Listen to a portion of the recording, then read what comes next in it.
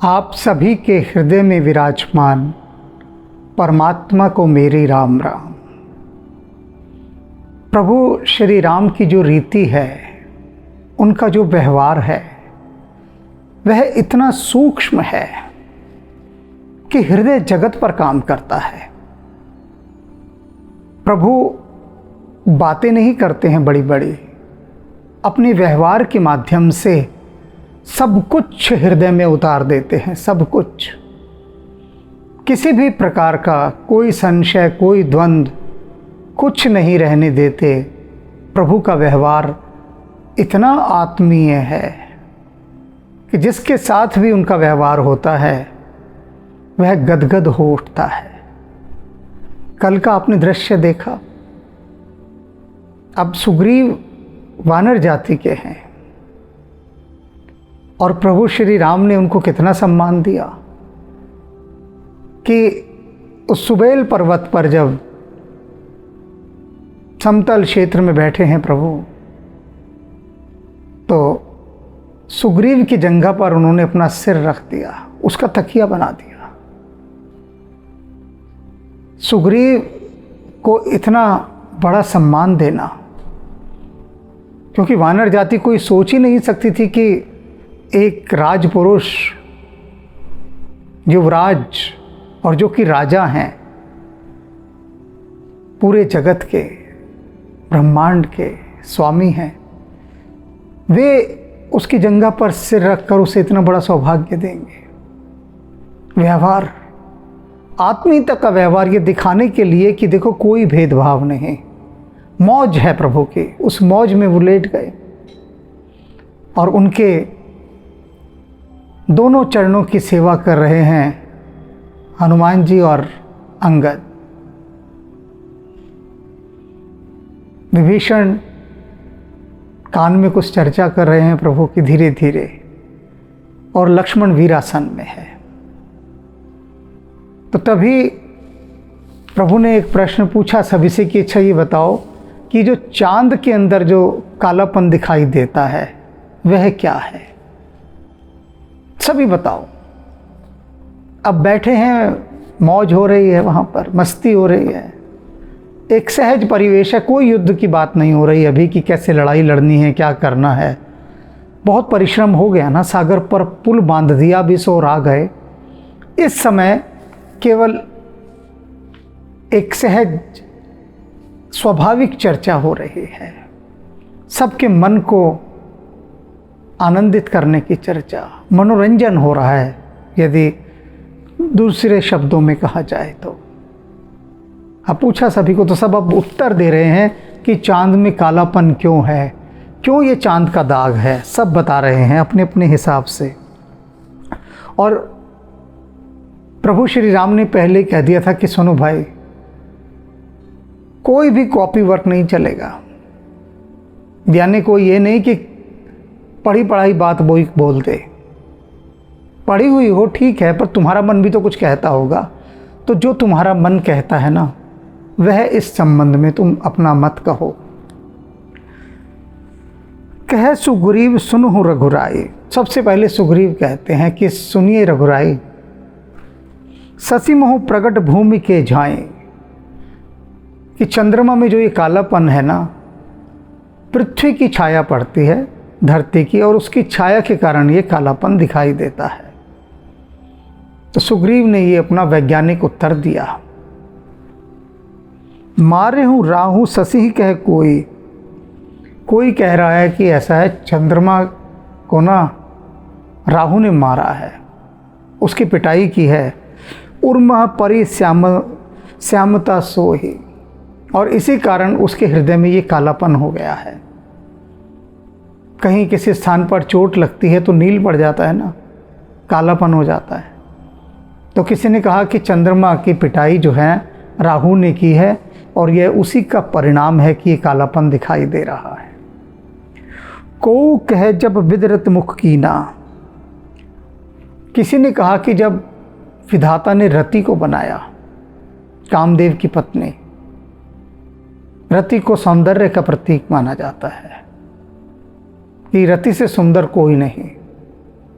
तो किसी ने कहा कि विधाता ने जब रति का मुख बनाया तो उसे सुंदर बनाना था, अब वो सुंदरता कहाँ से लाए? समस्या। तो विधाता ने क्या किया? सार भाग ससिकर हरि लीना, जो चंद्रमा के सौंदर्य का सार भाग था ना, वो निकाल लिया। अब जब वह निकाल लिया तो वो जगह खाली रह गई, तो इस कारण वो उस खाली जगह पे कालापन दिखाई देता है। छिद्र सो प्रकट इंदु उर माही, तहिमग देखी नभ परिछाए। अब जब विधाता ने वो सार अंश वहाँ से निकाल दिया तो खालीपन हो गया, तो खालीपन होने से कारण चंद्रमा के हृदय में छेद हो गया। और तहिमग देखी नभ परछाई, और उसी मार्ग से अब आकाश की परछाई दिखाई देती है अंतरिक्ष की। अंतरिक्ष तो काला है पूरा, तो वो छेद बन गया वहाँ पर। उस छेद के आर पार देखोगे तो काला दिखाई देगा, इधर भी काला दिखाई देगा, क्योंकि अंतरिक्ष में सिर्फ अंधकार की ही सत्ता है, सिर्फ अंधकार की। और आश्चर्य की बात होगी आपको सुन के कि अंधकार क्या है। अगर कहे अंधकार की परिभाषा बताइए तो क्या बताएंगे? नहीं समझ में आएगा। तो अंधकार की परिभाषा है प्रकाश का ना होना ही अंधकार है। अब अंतरिक्ष में अंधकार कैसा है?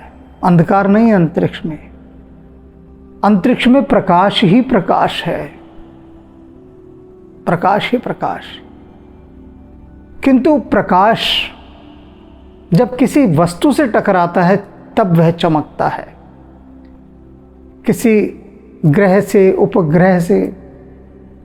अब चंद्रमा के चारों तरफ आप देखते हैं सब काला दिखाई देता है, चंद्रमा ही चमक रहा है। क्यों? क्योंकि चंद्रमा पर प्रकाश पड़ा। अन्यथा पूरे ब्रह्मांड में केवल प्रकाश की सत्ता है, और वो प्रकाश इतना अधिक है कि वो अंधकार बन गया है, अंधकार दिखाई देता है। किससे प्रकाश हमें कब दिखाई देता है? जब वो परावर्तित होकर लौटता है, रिफ्लेक्ट होता है, वो चीज़ वापस लौटती है उससे टकराकर, तो प्रकाश दिखाई देता है। अब चंद्रमा पर सूर्य की किरणें गिरती हैं, छितराती हैं, वहाँ से एक ऑब्जेक्ट है, एक पदार्थ, पदार्थ के बिना कुछ दिखाई नहीं देता। तो इसीलिए चंद्रमा के आर पार अंधकार ही दिखाई दे रहा है। प्रभु कहे गरल बंधु ससिकेरा। अब सबने अपना अपना विचार कह दिया, तो प्रभु भी अपना विचार कह रहे हैं कि चंद्रमा में वह कालापन क्यों है। वे कहते हैं, प्रभु कहे गरल बंधु ससिकेरा, ये जो चंद्रमा है ये विष का भाई है, जहर का, कालकूट का। सागर मंथन में से बहुत सारी वस्तुएं निकली, उसमें से विष भी निकला, जिसे भगवान शिव ने जिसका पान किया था, विष पान किया था, उस विष का नाम था कालकूट। और उसके साथ साथ चंद्रमा भी निकला। तो प्रभु कह रहे हैं कि जो चंद्रमा है ना, ये चंद्रमा विष का सगा भाई है। अब जब सगा भाई है तो विष का जो प्रभाव था वो इसने अपने अंदर ले लिया, कुछ तो असर आएगा ना, तो विष इसने अपने पास रख लिया अपने भाई की पहचान के रूप में। प्रभु कहे गरल बंधु ससिकेरा, अति प्रिय निज उर दीहनी बसेरा। उन्हें अपना वे भाई बहुत प्रिय है चंद्रमा को, तो उसकी धरोहर के रूप में उस विष को चंद्रमा ने अपने हृदय में धारण कर लिया, स्थान दिया। विष संयुत कर निकर पसारे, और फिर इसके हृदय में विष ही विष भरा हुआ है चंद्रमा के। अब वो जो विष जहाँ भरा हुआ है वो हिस्सा कालापन में दिखाई देता है, जहाँ चंद्रमा ने विष भरा हुआ है।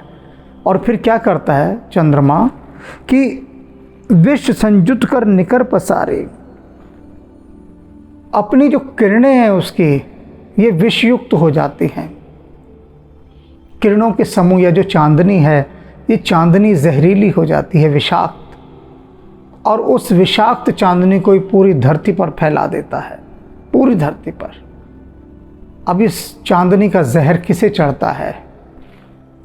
जारत विरहवंत नर नारी, और विरह में जो नर नारी हैं उन सब को ये चंद्रमा की किरणें जलाती हैं। आप देखिए कितना मनोवैज्ञानिक यहाँ पर वर्णन है मन की स्थिति का, कि मनुष्य का जैसा मन होता है वह आसपास की वस्तुओं को वैसे ही देख रहा होता है। चंद्रमा के किरणें कितनी शीतल होती हैं ये सभी जानते हैं, अमृत की वर्षा करती हैं, सोम का तत्व है। कहते हैं चांदनी से अमृत बरस रहा है, और प्रभु श्री राम कह रहे हैं कि ये तो चंद्रमा के हृदय के विष से टकराकर किरणें यहाँ पर आई हैं और ये जला रही हैं। किन्हें? विरह से युक्त नर नारियों को। प्रभु श्री राम इस समय विरह से संतप्त हैं। यही इस समय सीता जी पास होती तो प्रभु श्री राम कह रहे होते कि देखो सीते, चंद्रमा से अमृत की वर्षा हो रही है। और अब वे क्या कह रहे हैं कि चंद्रमा तो जहरीली आग बरसा रहा है, विषाक्त अग्नि, और उस विषाक्त अग्नि से जो विरह से संतप्त नर नारी हैं वे जल रहे हैं। कह हनुमंत, अब हनुमान जी ने सोचा मैं क्यों पीछे रहूं, चरण सेवा कर रहे हैं, सबका मत सुन रहे हैं। हनुमान जी कहाँ रहने वाले थे, उन्होंने भी अपना मत बताया। क्या बोलते हैं? कहे हनुमंत सुनहु प्रभु, कहते हैं सुनिए प्रभु, सत तुम्हार प्रिय दास। ये जो शशि है ये आपका सबसे प्यारा दास है, सबसे प्यारा सेवक है। तब मूरत विधु और बसत सोई श्यामलता आभास। कहते हैं ये बताता हूँ कालापन क्यों है। आपका बहुत बड़ा प्रेमी है ये चंद्रमा।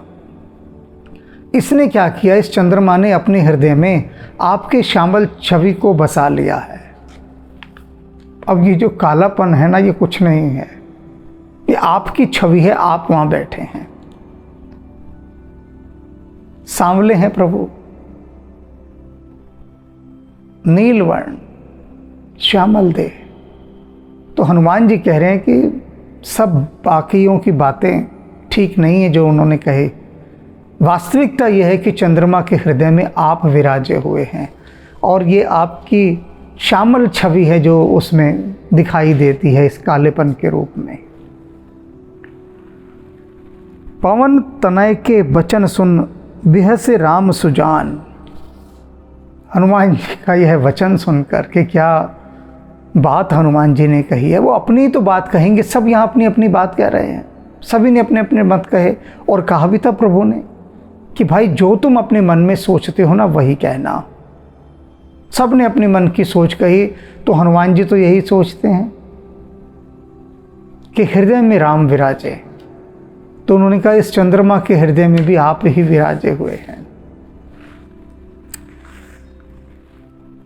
दक्षिण दिश अवलोक प्रभु बोले कृपा निधान। दक्षिण दिशा की ओर देख के प्रभु वे कृपा के निधान अब कुछ कहते हैं। देख रहे हैं कुछ हलचल हो रही है दक्षिण दिशा में, बातें भी कर रहे हैं आसपास सभी से, लेटे हुए हैं। और लेटे लेटे दक्षिण दिशा कौन सी है? जहां पर रावण का महल था, उस दिशा। और उस दिशा में कुछ उन्होंने देखा कोई हलचल, तो क्या कहते हैं? देख विभीषण दक्षिण आशा। विभीषण जी पास ही बैठे हैं, बातचीत भी उनसे कर रहे हैं प्रभु। तो विभीषण से कहते हैं विभीषण जरा इस दक्षिण दिशा की ओर देखो, उस तरफ। घन घमंड दामिनी बिलासा।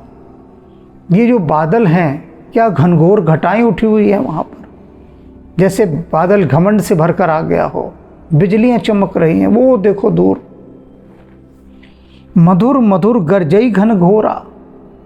और ये जो भयंकर बादल है ये कितना मधुर मधुर ढंग से गरज रहा है।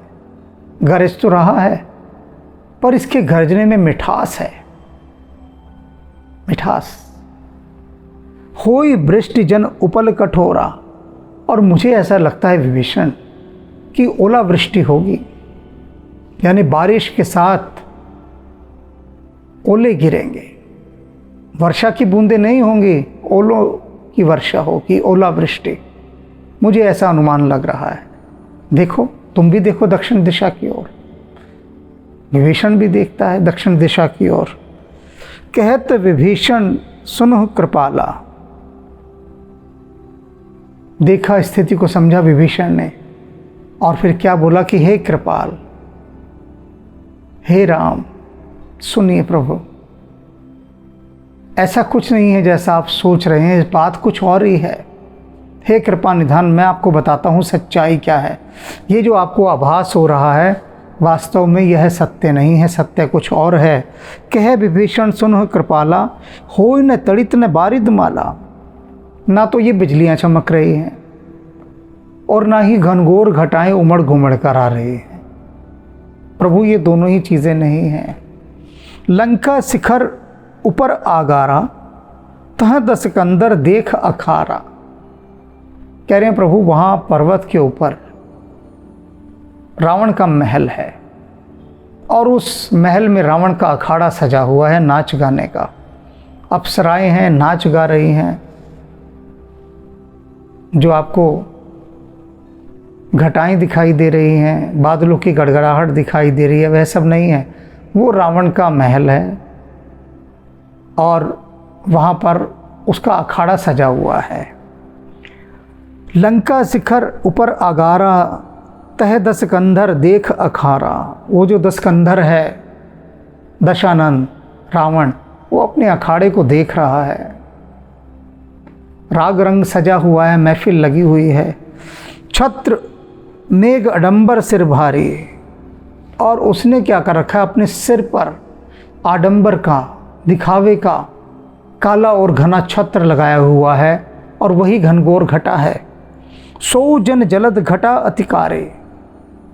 भयंकर घटा है वो छत्र, इसका अहंकार का छत्र, और वही आपको घटा के रूप में दिखाई दे रहा है प्रभु। मंदोदरी श्रवण ताटंका, सोई प्रभु जनु दामिनी दमंका। और जो प्रभु आप कह रहे हैं बिजली चमक रही है, बिजली नहीं चमक रही। रावण की महारानी मंदोदरी, उसके जो कर्ण फूल हैं, यह उनकी चमक है, जो आपको लग रहा है कि बिजली चमक रही है। बाज ही ताल मृदंग अनूपा, और बड़े अनूप अद्वितीय तालियों का स्वर, मृदंग का स्वर ये बज रहा है, क्योंकि नाच गाना हो रहा है खूब। सोई रव मधुर सुनु सुर भूपा। हे सभी देवताओं के स्वामी प्रभु श्री राम, ये जो तालियां बजाने की, मृदंग, पखावज, इन सब की जो ढोलों की जो तान आ रही है, आपको लग रहा है कि ये बादल गरज रहे हैं। बादलों की गड़गड़ाहट नहीं है, ये तो पखावज, मृदंग, ये सब जो बज रहे हैं, ये उनका स्वर है। प्रभु मुस्कान समझ अभिमाना, चाप चढ़ाई बाण संधाना। और रावण का ये अभिमान समझकर, जानकर प्रभु मुस्कुरा दिए और चाप चढ़ाई बाण संधाना, और अपने ऊपर धनुष जो उनके पास रखा था उठाया, बाण चढ़ाया और छोड़ दिया। छत्र मुकुट ताटंक तब हते एक ही बाण। और प्रभु ने जैसे वो बाण छोड़ा, वो बाण उड़ता हुआ गया और उस एक ही बाण ने रावण का मुकुट नीचे गिरा दिया, उसका छत्र तोड़ डाला और मंदोदरी के जो कर्ण फूल थे वो नीचे गिरा दिए। सबके देखत मही परे मरम न को जान। सबके देखते ही देखते वो सब चीज़ें भूमि पर गिर गई। रावण का छत्र, रावण का मुकुट और मंदोदरी के कर्णफूल, और कोई इसका मर्म नहीं जान सका, अर्थात रहस्य कि हुआ क्या। बैठा है रावण आराम से, नाच गाना देख रहा है, मुकुट लगा हुआ है, सिर पे छत्र है, अचानक छत्र गिर जाता है। रावण का मुकुट वो भूमि पर जाकर गिरता है और मंदोदरी के कर्णफूल वे गिर जाते हैं। पर ये क्यों गिरे भूमि पर? हुआ क्या? ये अपने आप ही कैसे गिर गए, किसी को समझ में नहीं आया। अस कौतुक कर राम सर पर बेसी हूँ आई निशंग। ऐसा ये कौतुक करके, चमत्कार करके जो प्रभु राम का वो जो तीर था वो वापस उनके तरकश में आ गया। अब देखिए ये जो विज्ञान है कि आप जो भी कुछ लक्ष्य निर्धारित करके अपना अस्त्र छोड़ें, वह सारा काम कराए और किसी की पकड़ में ना आए और वापस लौट कर भी आ जाए। आज की भाषा में कहें तो कि आप कोई ऐसी मिसाइल बनाएं जो आपने लक्ष्य तय किए उन सबको भेद भी दे और वापस भी आ जाए फिर, और किसी को पता भी नहीं लगे कि हुआ क्या। और वही हुआ कि बाण राम के तरकस में लौट आया, किसी को पता भी नहीं लगा। अस कौतुक कर राम सर प्रविसे ही आई निशंक, रावण सभा सशंक सब देखी महारस भंग। रावण की जो सभा थी, सशंक शंका सहित घबरा गए सब, सब देखी महारस भंग, सबका रस भंग हो गया और सब संदेह में आ गए, भय में आ गए, डर गई। हुआ क्या भाई? बैठे हैं महाराज रावण, अप्सराएं नाच रही हैं, देख रहे हैं, अचानक उनका मुकुट भूमि पर गिर जाता है, छत्र टूटकर गिर जाता है, उधर मंदोदरी के कर्णफूल गिर जाते हैं। पर ये हुआ सब क्या? किसी को समझ ही नहीं आ रहा, सब डर गए एकदम। वो जो रस महफिल में जगा हुआ था, सारा रस भंग हो गया, रंग में भंग पड़ गया। कंपन भूमि ने मरुत विशेषा। हैरानी की बात ये थी, सब सोच रहे थे कि ये हुआ तो हुआ क्यों? ना तो धरती कांपी, भाई भूकंप आ गया हो तो झटके से गिर गया हो, वह भी नहीं हुआ, और न मरुत विशेषा, न कोई विशेष प्रकार की हवा चली हो, अर्थात आंधी तूफान आया हो, आंधी तूफान भी नहीं आया। फिर ये बैठे बैठे हुआ क्या?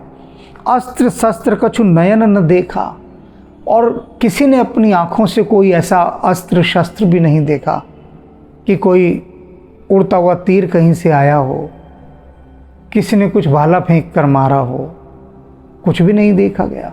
अर्थात कि प्रभु राम ने जो तीर छोड़ा था, तीर इतना तीव्रगामी था कि किसी रडार की पकड़ में नहीं आया, किसी की भी। आंखें तो उस समय रडार थी, वही तो देखती थी। किसी ने नहीं देखा कि हुआ क्या। बस देखा तो यही देखा कि रावण का मुकुट भूमि पर गिरा हुआ है, छत्र कट गया है, मंदोदरी के कर्णफूल गिर गए हैं। दसमुख देख सभा भय पाई। रावण ने देखा कि सारी सभा भयभीत हो, डरी हुई है बुरी तरह से। बिहस बचन कहे जुगत बनाए। रावण ने कहा कि ऐसी बात नहीं बनेगी भाई, अगर ये लोग डर गए तो इनके डरने का मतलब है कि रावण की छवि खराब हो जाना। रावण के रहते हुए रावण के रंग महल की स्त्रियां डर जाएं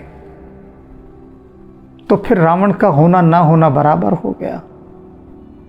तो रावण अपने आसपास के लिए जितने भी लोग थे उनको डरने नहीं देता था, चाहे झूठी झूठी बातें कह के उनका मनोबल बढ़ाए, और वो यही करता था। अहंकार पूर्ण झूठी बातें कहकर उनका मनोबल बढ़ाता रहता था, जिससे वो निराश ना हो, दुखी ना हो, उदास ना हो, भयभीत ना हो। और वही अब किया इस समय रावण ने, जुगत लगाई कि कैसे बात को बदला जाए। बिहस बचन कहे जुगत बनाई। हंसते हुए रावण ने, ठहाके लगाते सुने ना रावण के। रावण को जब किसी समस्या का समाधान नहीं मिलता या उसको अपनी बात को परिवर्तित करना है, मॉडिफाई करना है, तो वो ठहाका लगाता था। ठहाका लगा के ये बताता था आसपास के लोगों को कि देखो ये ज़रा सी बात है जिससे तुम परेशान हो रहे हो, कुछ भी नहीं है ऐसा, इसमें बहुत मामूली सी बात है। तो क्या कहता है रावण? सिरों गिरे संतत शुभ जाही, मुकुट परे कस असगुनता ही। कि आप सब लोग डरे हुए हैं कि अपशगुन हो गया। राजा का मुकुट यदि भूमि पर गिर जाए तो उसे अपशगुन माना जाता है। छत्र या मुकुट भूमि पर गिर जाए बिना किसी वजह के, ये बहुत बड़ा अपशगुन है। इसका अर्थ है कि साम्राज्य जाने वाला है। तो रावण कहता है कि तुम सब लोग मेरी बात सुनो। क्या सोच रहे हो कि मेरा ये मुकुट गिर गया तो अपशगुन हो गया? कहता जो जिसके 10-10 सिर रोज गिरते हैं सुबह, जिसके सिरों का गिरना शगुन हो जाता है। रावण के लिए कहा जाता है भगवान शिव को अपने 10 सिर अर्पित करता था। तो रावण कहता है जिसके सिरों का गिरना शुभ हो जाता है, उसके मुकुट का गिरना अपशगुन कैसे हो सकता है? बताओ कैसे हो सकता है? तो रावण ने कहा डरो मत, कोई अपशगुन नहीं है। शयन करहु निज निज गृह जाए, जाओ सब अपने अपने घर और चैन से सो, डरने की कोई ज़रूरत नहीं, मैं हूं ना। रावण ने सबको आश्वस्त किया। गवन भवन सकल सिर नाई, जितने भी लोग वहाँ थे रास रंग में, नाचने गाने वाली अप्सराएं, ढोल मृदंग पखावज वीणा बांसुरी, ये सब बजाने वाले संगीतकार सब चले गए। सबको रावण ने संतुष्ट कर दिया। मंदोदरी सोच उर बसे हो, लेकिन मंदोदरी का हृदय बड़ी गहरी सोच से भर गया। देखे मंदोदरी ने अपशगुन। मंदोदरी को रावण नहीं बहला पाता था, बहुत मुश्किल होता था उसके लिए। वो सयानी थी, विदुषी थी, स्थितियों का बहुत अध्ययन करती थी, विश्लेषण करती थी, समझती थी कि घट क्या रहा है। तो रावण उसे नहीं बरगला सकता था। उसने देखा, हृदय सोच से भर गया कि तो बहुत बड़ा अपशगुन है। मंदोदरी सोच उर बसेहु, जब ते श्रवणपुर मही खसेहु, जब से मंदोदरी के कर्णफूल नीचे गिरे हैं, चिंता में पड़ गई। क्यों गिरे, कैसे गिरे? एक साथ दोनों गिर गए, किसने गिरा दिए? अर्थात ये बहुत बड़ा अपशगुन है। प्रभु श्री राम ने उस बाण का संधान करके ये अपशगुन वहाँ पर प्रकट करके उनको चेताना चाहा कि शायद वे चेत जाएं, सावधान हो जाएं, सजग हो जाएं कि आने वाला समय हमारा बहुत खराब आने वाला है, बहुत खराब। और उस चीज़ के लक्षण प्रभु ने उन सब के सम्मुख प्रकट कर दिए। रावण तो निश्चिंत है, पहले निश्चिंत है, तभी तो रास रंग रचाने आ गया और अपनी रंगशाला के सभी जितने भी उसके सहयोगी हैं, सहयोगी तबला वादक हैं, नाचने वाले हैं, गाने वाले हैं, सेवक हैं, सबको समझा दिया डरने की आवश्यकता नहीं, कोई नहीं डरेगा, कुछ भी नहीं है, ये कोई अपशगुन नहीं है। लेकिन मंदोदरी सोच में पड़ गई। सोच में पड़ गई तो क्या करती है? सजल नयन, उसकी आंखों में आंसू भर आए। चिंता हो रही है बहुत, भविष्य देख रही है लंका का कैसा है। लंका का बुरा भविष्य देखकर, उसका नाश देखकर सोच सोचकर मंदोदरी का हृदय फटा जा रहा है और उसकी आंखों से अश्रु बहने लगे।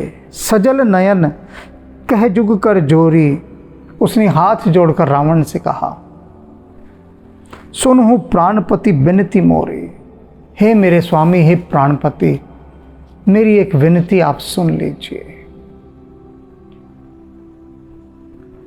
फिर विनती सुना रही है। मंदोदरी न जाने कितनी कितनी बार रावण के पैरों में पड़ पड़ के विनतियां कर चुकी है, पर कोई फर्क पड़ा क्या? कोई फर्क नहीं पड़ा। एक स्त्री ने मुझे कहा कि उसके पति दिन रात सिगरेट पीते हैं। मैं तो समझा समझा कर थक गई, मानते ही नहीं, रोज समझाती हूँ, रोज समझाती हूँ। तो मैंने कहा एक बात बताओ, जब आप ही नहीं समझी तो वो कैसे समझ जाएंगे? वे रोज सिगरेट पीना नहीं छोड़ रहे, आप रोज समझाना नहीं छोड़ रहे। दोनों अपनी अपनी जगह पर अटल हैं, दोनों। आपको क्या आवश्यकता है उन्हें अब समझाने की? बताइए कि रोज रोज आप समझा रही हैं, या तो समझाने का कोई लाभ हुआ हो, पहले बताइए। वो बोली लाभ तो नहीं हुआ, समझाती हूँ तो और ज़्यादा पीते हैं। तो मैंने कहा बिल्कुल छोड़ दो, बिल्कुल छोड़ दो। उनसे कहो कि घर में जब भी कोई पूजा पाठ का दिन हो, त्योहार हो, तो सबको हम सिगरेट ही बांटेंगे उपहार में, सबको सिगरेट बांटेंगे। और मंदिर में भी आप जब पूजा करते हैं तो सिगरेट जलाइए, वहाँ पर धूप बत्ती क्यों जलाते हैं?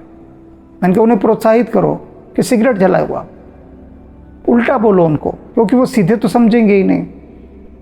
और सबसे अच्छा है तो कुछ बोलो ही मत, कुछ भी मत बोलो। लेकिन आप कहाँ मानते हैं? आप भी नहीं मान रहे। कहती है मैं थक गई समझा समझा के। कहाँ थक गई? फिर भी तो समझा रहे हैं। छोड़ दो समझाना। अब मंदोदरी समझ नहीं रही है, समझाई जा रही है। पिछला भी हिसाब किताब नहीं देखा कि आदमी पिछला रिकॉर्ड देखता है उठाकर कि मैंने इतना समझाया, कोई बात समझ में आई क्या? नहीं आई, फिर भी समझा रहे। कारण क्या है? कि जो प्रेम करता है ना, वो देख नहीं पाता प्रेमी को गलत रास्ते पर जाते हुए देखकर, या ऐसे मार्ग पर जो हितकारी ना हो, देख नहीं पाता।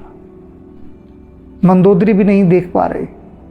सोचती है शायद किसी क्षण में वह घटना घट जाए, वह बात बन जाए कि रावण की बात समझ में आ जाए। और इसलिए मंदोदरी लगातार समझाई जा रही है। वह स्त्री भी बार बार अपने पति को समझाई जा रही है कि सिगरेट मत पीजिए, मत पीजिए, यही सोचकर कि हो सकता है किसी घड़ी माँ सरस्वती कृपा कर दें और वे समझ जाएं। तो ये दोनों का चित्त अलग अलग है। एक का चित्त अपने अहंकार के कारण विनाश की ओर जाना चाहता है, दूसरे का चित्त अपने प्रेमी को विनाश की तरफ जाता देखकर दुखी होकर उसे बार बार समझाता है, बार बार समझाता है। तो उसी समझाने के क्रम में मंदोदरी लगी हुई है। आपने भी देखा होगा पिछले दिनों कितना समझाया मंदोदरी ने। कोई भी स्त्री इस सीमा तक विनम्र होकर अपने पति को नहीं समझा सकती जैसे मंदोदरी ने समझाया या तारा ने वाली को समझाया। तो यहां पर जो पुरुष अहंकार के मारे हैं, उन्हें ये चीज़ महसूस करनी चाहिए कि जब भी उनकी पत्नी उनके हित के लिए कोई वचन समझाए या परिवार का कोई भी सदस्य समझाए, तो उसे ध्यान से सुनना चाहिए, समझना चाहिए, और कुछ अंश तो उस पर चल ही लेना चाहिए ना, थोड़ा बहुत तो चलो, जिससे समझाने वाले को भी ये शांति मिले कि हाँ भाई कुछ तो असर हुआ, इस पर कुछ तो असर हुआ। तो ये जो आज का प्रसंग है,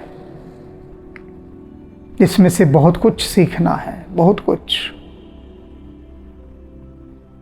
और इसी सब को सीख सीख कर ही हम दिव्यता की ओर बढ़ेंगे। ऐसे नहीं बढ़ सकते। ये सब सिखावन ही तो चल रही है, दिव्यता की पाठशाला है ये सारी राम कथा जो भी आप सुन रहे हैं, ये दिव्यता की पाठशाला है।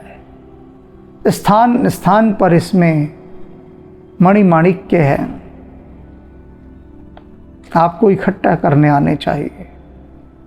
दिखाता मैं चल रहा हूँ, झोली सबकी अपनी अपनी है। जिसकी जितनी झोली होगी उतने वो ये हीरे मोती इकट्ठे कर लेगा। अगली बार आएंगे थोड़ी झोली बड़ी कर कर आइएगा, क्योंकि बेहिसाब हीरे जवाहरात बिखरे हुए हैं। छोटी झोली सी बात ना बनेगी, मन संतुष्ट नहीं होगा। मन तो लोभी है, वो तो ज़्यादा चाहता है। तो इसलिए जो ज्ञान की संपदा बरस रही है, अधिक से अधिक मिले, इसलिए अपने हृदय की झोली को और फैला लीजिएगा। राम राम।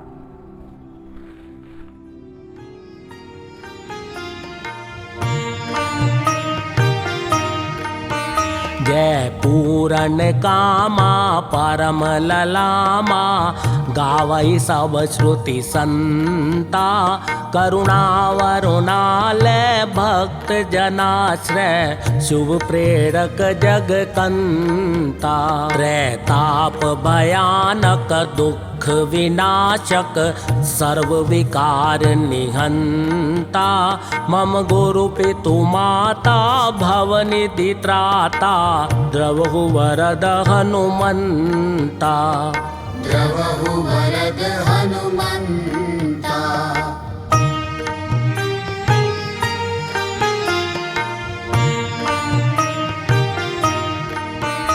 जय मंगल मूर्ति राम अयन, जय सद्गुण सन्मति भक्ति सदन, जय ब्रह्म विचार प्रसार करण, कुविचार कलेश कलाप हरण, जय सर्व प्रपंच प्रशूल समन, जय जीवन सारथि सत्य शरण, जय संकट मोचन राम रमण, अभिनंदन वंदन कोटि नमन। अभिनंदन वंदन कोटि नमन। अभिनंदन वंदन कोटि नमन।